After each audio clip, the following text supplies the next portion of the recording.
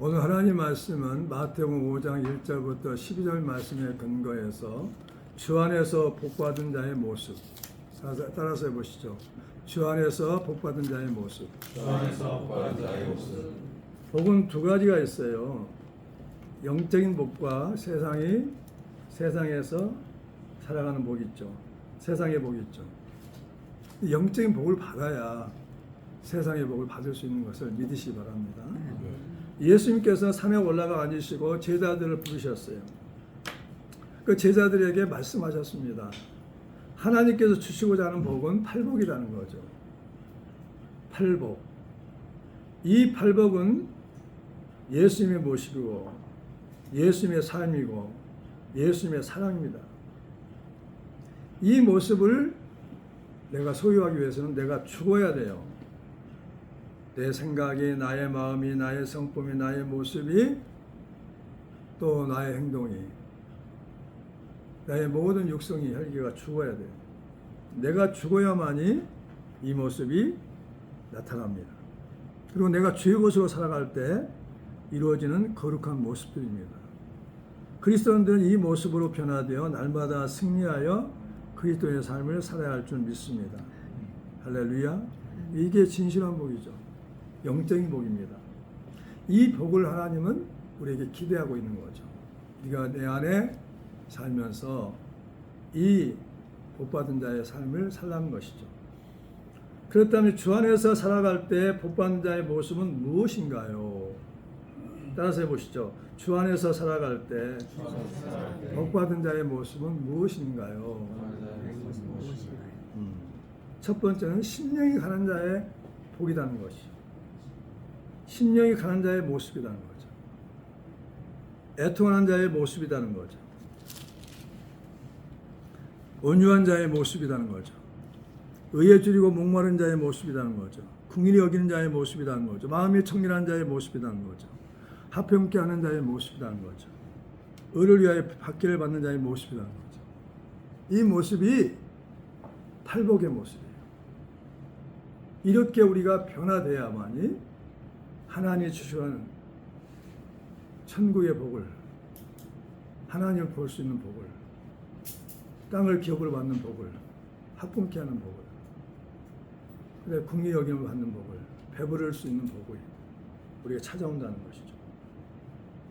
천국을 소유하게 되는 거죠. 그럼 심령이, 첫 번째 심령이 가난 자의 모습이라는 거죠. 따라서 첫 번째 심령이 가난 자의 모습이다. 심령이 가난 자의 모습은 어떤 모습일까요? 하나님의 은혜를 사모하는 자의 모습이죠. 하나님께 구하시는 제사는 상한 심령이라 하나님이여 상하고 통회하는 마음을 주께서 멸하지 아니하시리다. 시편 51장 17절에 말합니다. 내가 하나님을 기억하고 불안하여 근심하니 내 심령이 상하도다 셀라. 시편 17편 3절 37절에 영적으로 갈급하여 하나님의 은혜를 사모하는 자입니다. 영적 빈곤을 자각하게 된 사람이죠. 이들은 자신의 무력함을 깨닫고 오직 하나님만을 갈망합니다. 내 힘으로는 안 돼요, 주님. 주님의 도움이 필요합니다. 나를 변화시키고 나의 환경을 묶여있는 것을 풀어주세요 하고 갈망하는 거죠. 영적으로 갈급하여 하나님의 은혜를 사모하는 자입니다.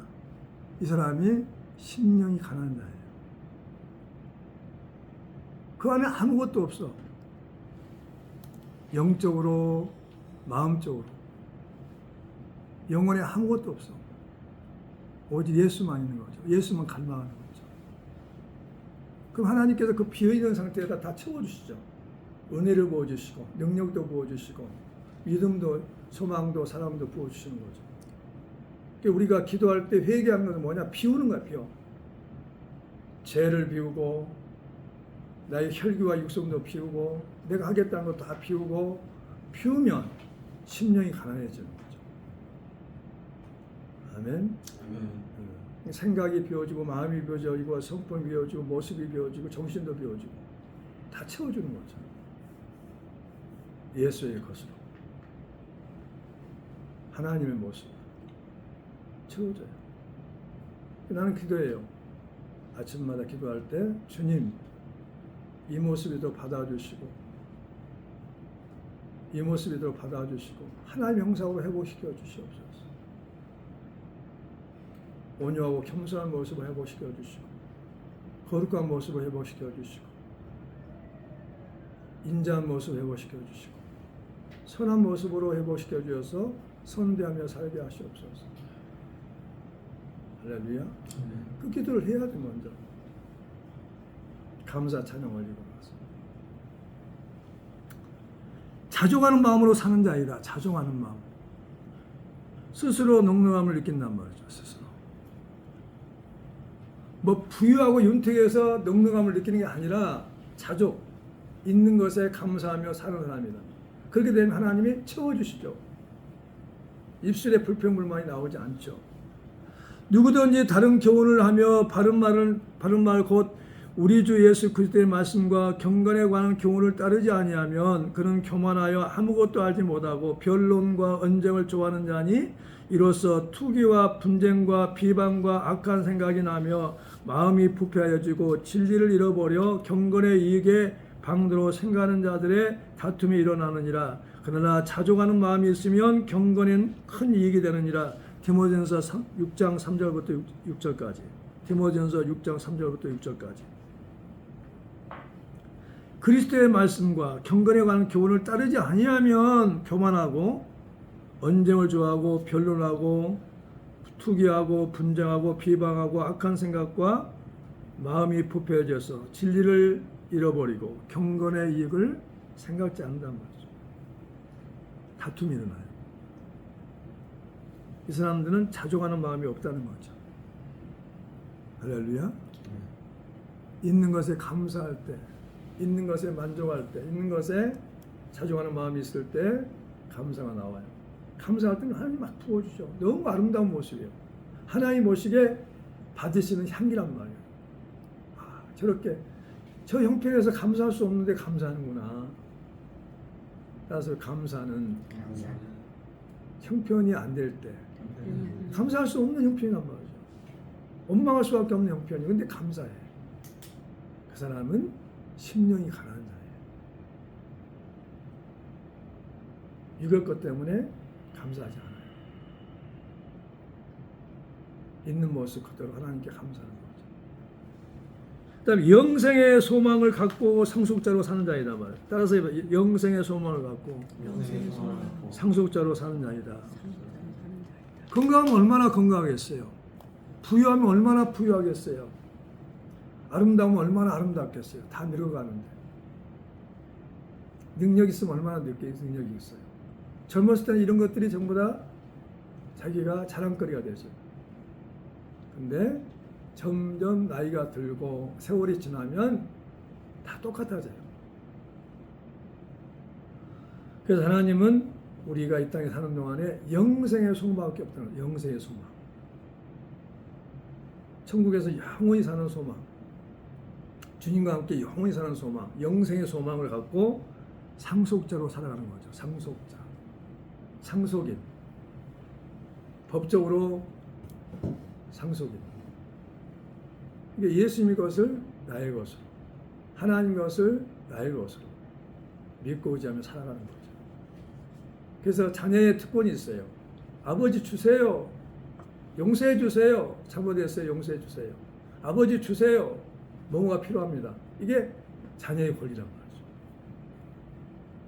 근데 이걸 못 믿는 사람들이 있어요. 정말 특권을 누릴 수 있는 사람들은 아버지를 믿고 잘못을 했을 때도 뉘우치고 아버지께 나가는 거예요. 무조건. 나는 죄인이 왔습니다. 아버지 용서하시고 나를 축복해달라고. 그렇게 해서 많은 사람들이 응답받고 회복되고 하나님 자녀로 살아가고 있는 겁니다. 할렐루야. 그래서 영생의 소망을 갖고 상속자로 사는 자입니다. 우리가 상속자예요. 상속자는 탈락할 권리가 있어요. 아버지 것이 내 것이 되고 예수 것이 내 것이 될 수 있어요.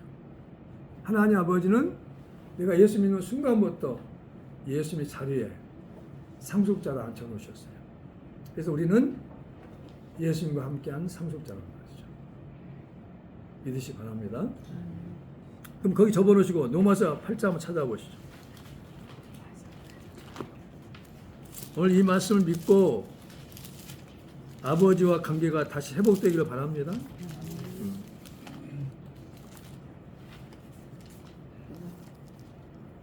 자, 16절부터 17절 시작. 성령이 친히 너희와 영과 더불어 우리가 하나님의 자녀인 것을 증언하시나니 자녀면 또한 상속자 곧 하나님의 상속자요 그리스도와 함께한 상속자니 우리가 그와 함께 영광을 받게 하여 고난도 함께 받아야 할 것이니라. 아멘.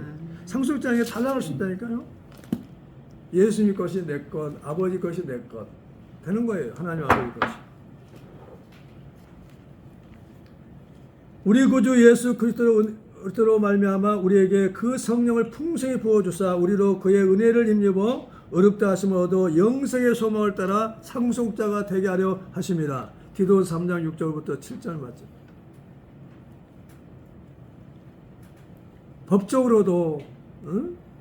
법적으로도 하나님의 자녀고 상속자란 말이죠.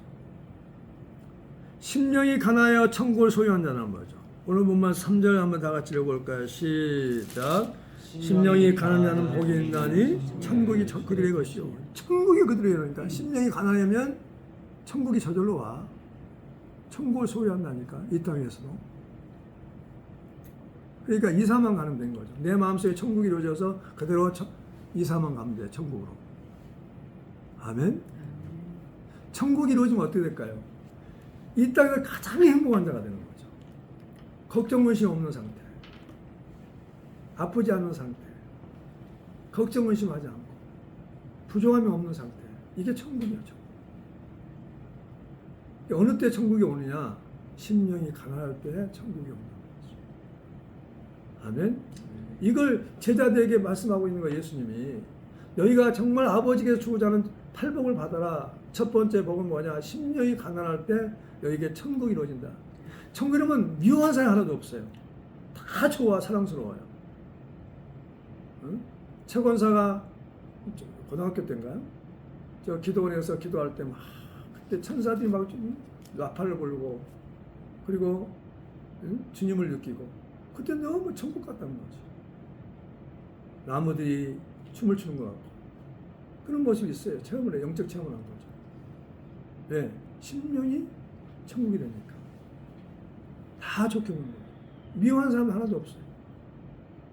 다 친구 같아요. 할렐루야. 그런 체험도 하면 좋죠.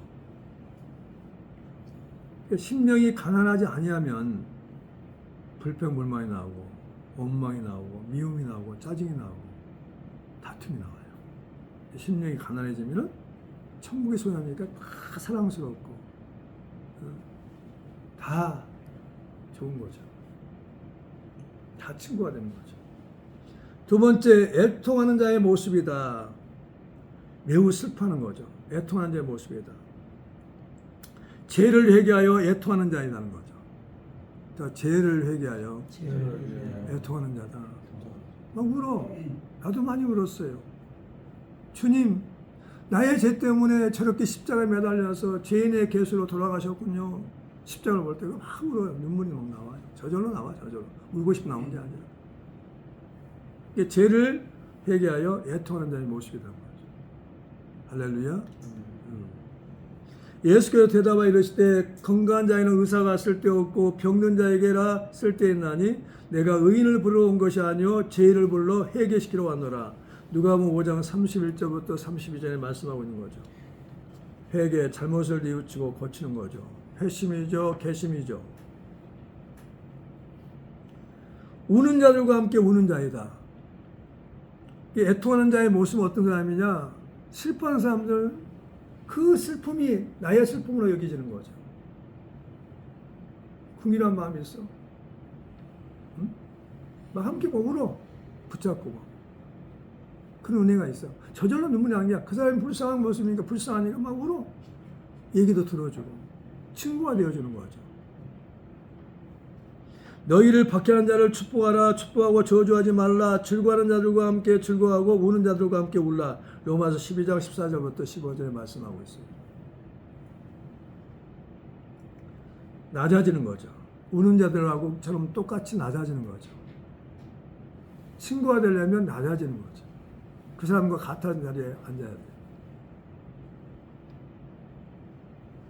교만함은 우는 자들과 함께 울 수가 없죠. 발을 딛고 올라가려고 그러죠. 근데 애통하는 자의 모습은 슬픔을 함께 나누려고 해요. 기쁨도 함께 나누려고 해요. 그리고 또 더 깊어지면, 애통이 더 깊어지면 주님의 슬픔을 내가 느끼는 거죠. 이럴 때가 있었어요. 비가 막 올 때 있어요. 우박이 막 쏟아질 때, 비가 많이 올 때 주님 슬퍼서 우시는군요. 인간들이 너무 죄를 많이 져가지고 주님이 너무 슬프셔서 우시는군요. 그렇게 느껴지는 거예요. 애통하는 모습 그거예요. 주님 죄송합니다. 나라도 정신을 차려야 되는데 종의 모습이 아니옵니다. 주님 용서해 주세요. 비가 올 때, 날씨 볼 때도 우는 자의 모습, 주님의 슬픔을 함께 느끼는 거죠. 주님의 기쁨을 함께 느끼는 거. 세 번째, 온유한 자의 모습이다. 온유한 자의 모습이다. 하나님의 손에 모든 걸 맡기고 참는 자예요. 내가 때릴 수 있어요. 내 셋째 동생이 태권도를 너무 잘해가지고 때렸다면 이빨 몇 개 나가버리고, 때렸다면 뭐냐면 너무 잘하니까 뭐 태권도 팔굽다 낸 거예요.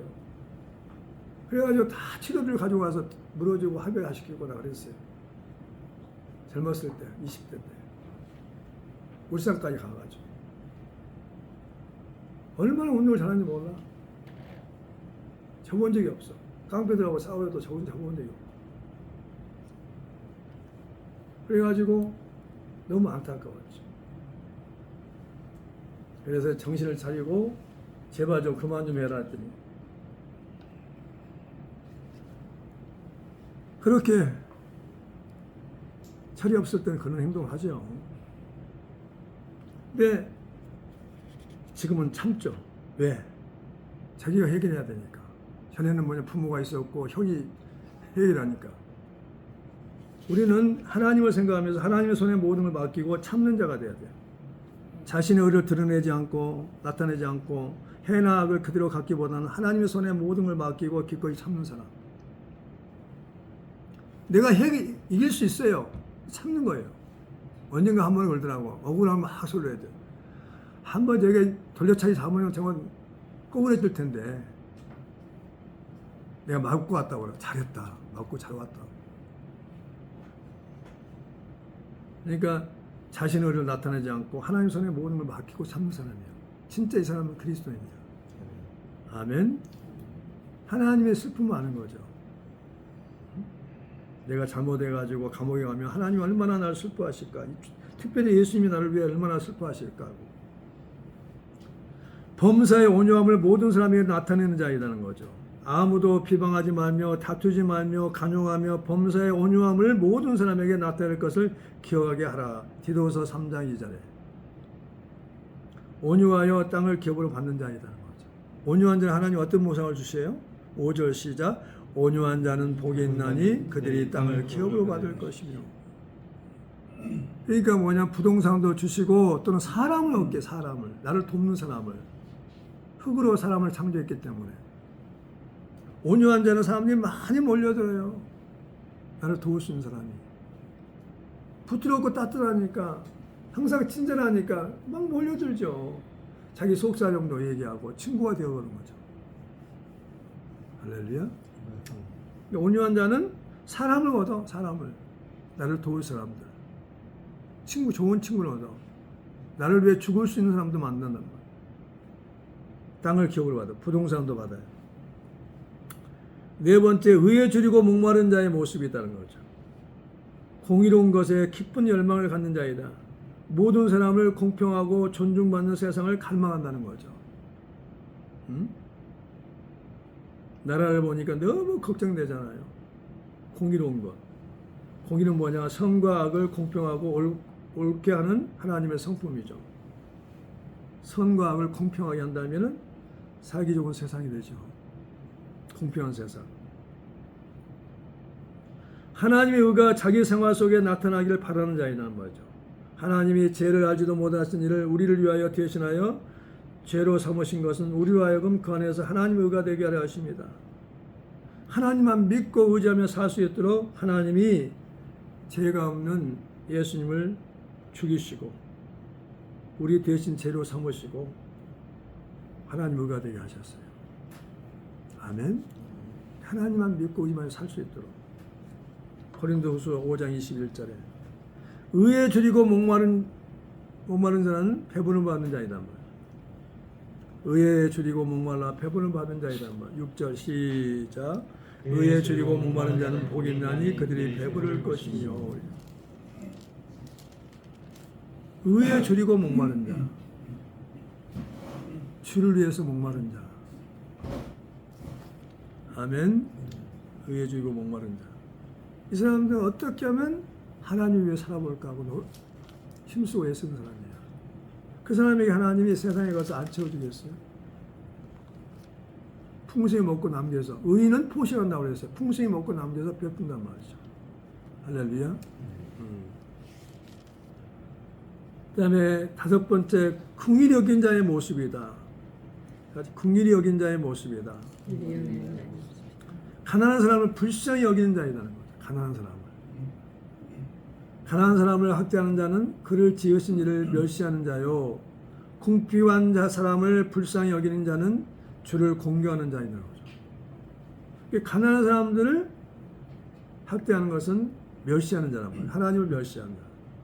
궁핍한 사람을 불쌍히 여긴 자는 주님을 공경하는 사람이라는 거죠. 잠언 14장 31절에 우리는 하나님의 축복하시면 가난한 사람들 도와야 돼요.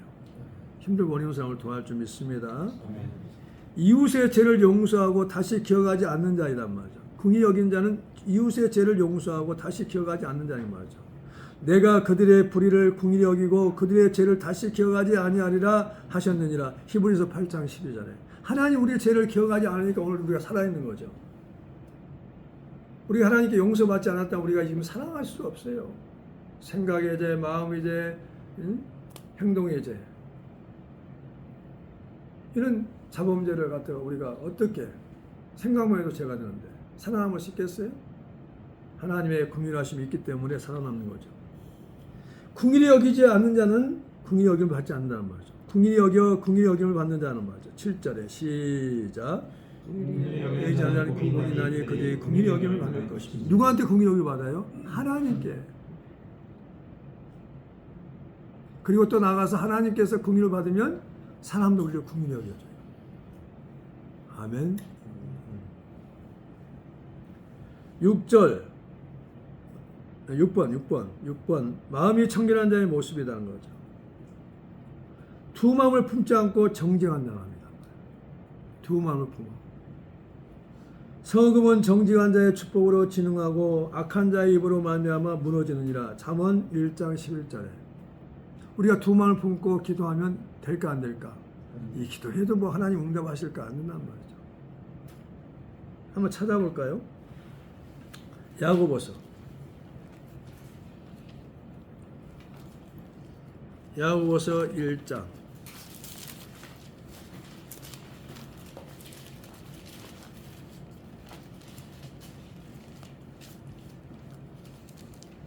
6절부터 8절까지 시작. 오직 믿음으로 구하고 조금도 의심하지 말라. 의심한 자는 마치 바람에 밀려 요동하는 바닷물결 같으니 이런 사람은 무엇이든지 죽게 얻기를 생각하지 말라.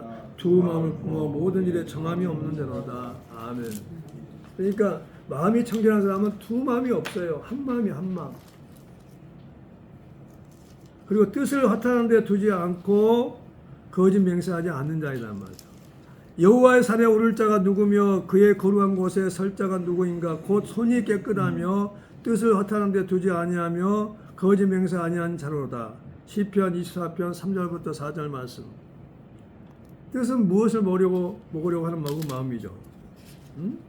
뜻을 허탄한 데 두지 않아요. 허황되고 망령된 곳에 부질없는 어리석음을 그런 곳에 뜻을 두지 않아.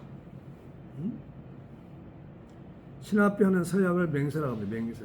함부로 맹세하지 않아요. 거짓 맹세하지 않아요.